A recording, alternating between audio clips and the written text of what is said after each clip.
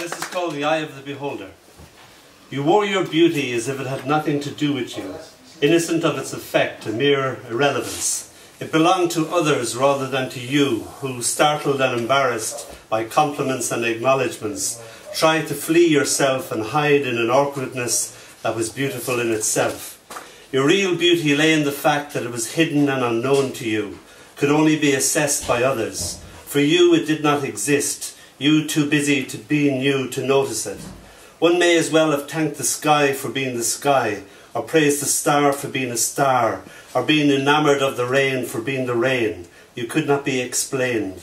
The wonder of you was just that you were. Thank you. Now, I've only been once in my life subjected to a makeover, and a rather extreme makeover. I was getting up to read this poem, and just before I got up, the host said, if you could explain where the poem came from. And unfortunately, it was this poem.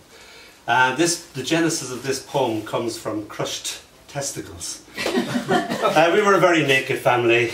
Mother, dad, little girl, all went round the nip and talked no more of it. When Tilly climbed into bed in the very early hours of the morning, she either climbed and trampled across, we were just fleshy mountains to her. She trampled across my wife's left breast or my left testicle. I don't know if you've been woken up in the morning by such a thing, but it is very painful. That has got nothing to do with this poem whatsoever. It is another morning when Tilly is going to wake us up. And we have been to a cocktail party, darling, and we were very hungover, and we're going to get woken up at 4 o'clock again. It's called I Feel Pretty, oh so pretty.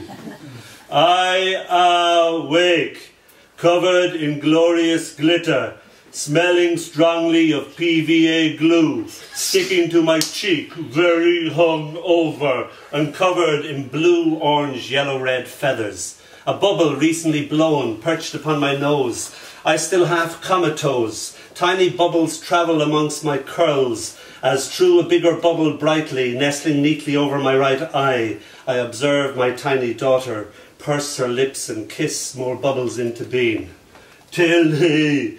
I force my lips, still frozen in sleep, to somehow speak. What do you do? Even my syntax and sentence structuring is shot. She smiles sweetly. I'm pitying you. Do not attempt that at home. This is called Oh Beautiful Teeth. There's a beautiful teeth. Don't know, must have been out of my head, but the day you broke into my mind, you robbed me blind, ransacked it for memories of others, left only thoughts of you. Oh beautiful teeth, please come again. I hunger for your footfall and the sound of your shadow stealing through my mind. Oh, yeah. And then I decided to go on an aspect of something that I think is beautiful, and I think people's hands are beautiful, because you look at all the looks and the so-called things, but hands are sort of animate a person, and they talk for the person, and they move, and they describe the person, and they float through the air. And the person doesn't think about their hands for this, they might think of other parts of themselves. So the first hands I look at is my mother's hands, which are basically these hands. I've inherited them. It's called my mother's hands.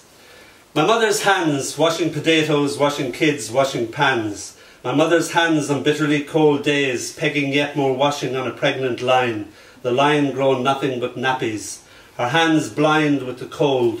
My mother's hands ironing clothes, ironing countless knickers for my 7 sisters. My mother's hands taking my hands in hers, such love, such laughter.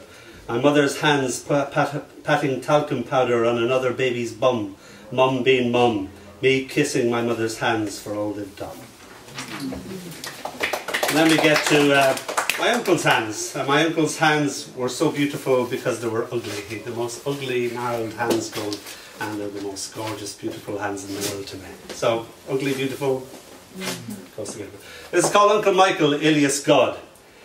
His hands tobacco stained, twisted and gnarled, knotted like an alive piece of wood, scrawled gestures across my mind as the sick calf bucked in his arms and his quiet strength calmed. Shh, shh, suck, suck, he crooned, and the sound soothed us.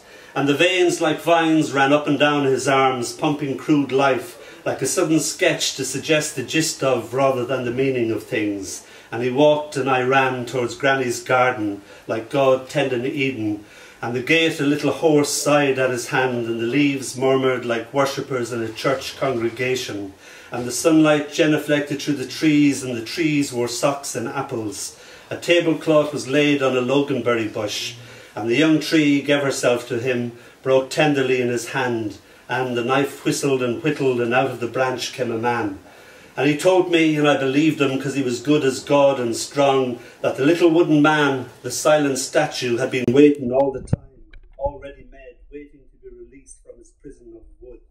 All things, he whispered, all things are waiting for you to call them, to come out, awake them, create them. The rhododendrons were blue with amazement at this revelation. A dragonfly walked upon the water. A butterfly became infatuated with a flower. Me, I watched as his hands talked, explaining things that could not be said.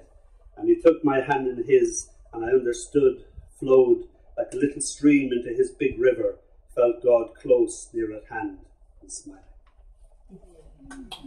We get to the artist's hands, of course. So this is called Your Hands. Your hands, your beautiful naked hands, coming to rest like butterflies upon the flowers you are arranging, or flying with laughter like birds into each new gesture that articulates a question and leaves it hanging in the air until you sculpt an answer for the space around you. Me listening for hours as your hands talk, stained with paint, charcoal or chalk, cut with sculpture, or held against your face, how they seem to console the mystery of the mystery that lies behind your eyes. Your hands more naked than your nakedness.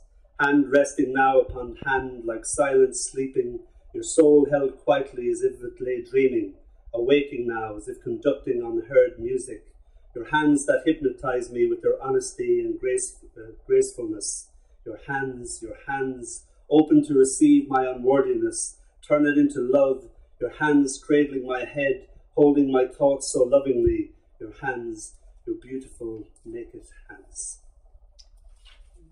And then something that's always stayed with me was a house when I grew up in Cork. And Cork is a very continental city altogether, built on 7 hills like Rome. And they have all sort of different coloured houses, mauve houses, pink houses, scarlet houses. So that always intrigued me as a little boy. The tall house going up the hill. By my uncle's pub and garage, where I looked at Superman comics for the first time ever, lived a house made almost entirely of violet, kissed with a wild yellow. I, amazed, having never seen a house wearing such beautiful colours. I would look at it for hours at different hours, get up at dawn to see the colours creep into it as it threw off the night, or wait up to see the night slowly eat its colours, slipping into sleep. It bloomed in my child's mind, summer after summer, the wonder of my 5-year-old world. It was maybe mauve, perhaps a pale purple, or maybe its yellow was a pink, a chameleon changing colours. As I added years to years and grew up, it was as if the house could be a perfect painting or a beautiful flower. I watched it wrapped in an intense blue sky, or set on fire by a passing sunset. It was an ordinary, everyday miracle, just nonchalantly hanging around. And I will disappear with this one called Your Disappearing Smile. You pick up ties here and there, and a piece of poo, mummified now from the baby's napping, when she had crawled, crap and all, behind the couch. This, obviously, a bit we missed. I watching you bend and bend again, picking up all the little things of being human. A tigger, a tiger, a poo, your smiling face covered and uncovered by the falling curtain of hair. Your hair falling in a black wave of applause. Your appearing and disappearing smile, the most beautiful thing of all in my world. It sneaks almost unnoticed into my mind, curls up and goes asleep, where I, all these years later, discover it, remember it, hold it in my hand, and weep.